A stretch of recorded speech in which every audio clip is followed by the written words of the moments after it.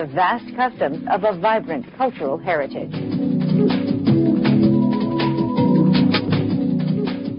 Welcome to In Conversation, folks. We come to you from Washington, D.C. My name is Ramesh Bhutani. And I'm Shilpa Alimchandani. Well, folks, the summer has started. The 90-degree temperatures are in. And, of course, last weekend being the Memorial Day weekend, lots of Indian weddings. You know, of course. They need so many days to party. And, of course, going out to beach and having the beach fun, which most Americans do. I was out there on the beach. How was your time at the beach? Fantastic. Very nice. The weather was perfect, you can say that.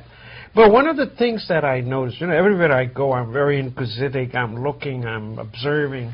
What I observed that almost everyone that was serving me at the hotel was not an American kid. Used to be that the college kids used to go to the beach. That's a perfect summer job, right? Yeah, perfect summer job.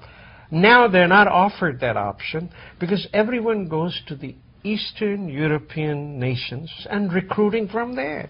Korean kids are being recruited.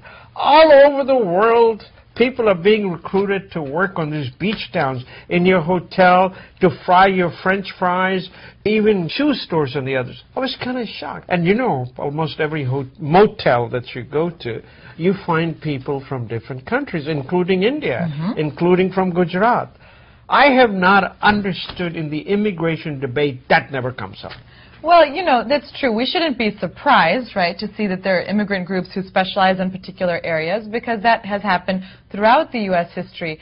But what's frustrating is that when we talk about immigration nowadays, particularly in the Arizona case, it's such a narrow conversation. We're not talking about immigrants who look like they could blend in everywhere else because they're of European origin. We're talking about immigrants that particularly stand out and targeting them. So, no, we're not having the same conversation about these immigrants as we are about others. You know, I spoke to someone, and you know what they said? They said, oh, these are hard-working kids.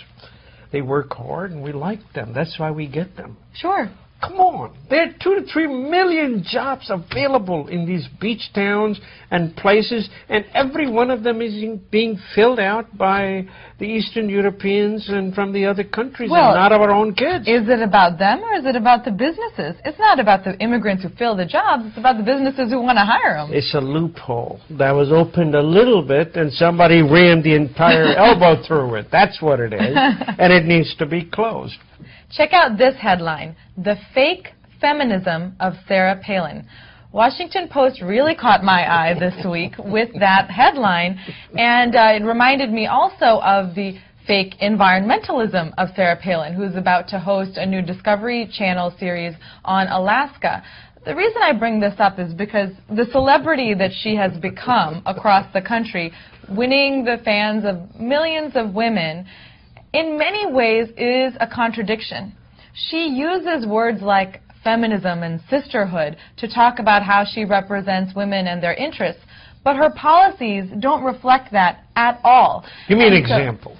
So, for example, she has boiled down the idea of feminism to be an idea of women who are against abortion.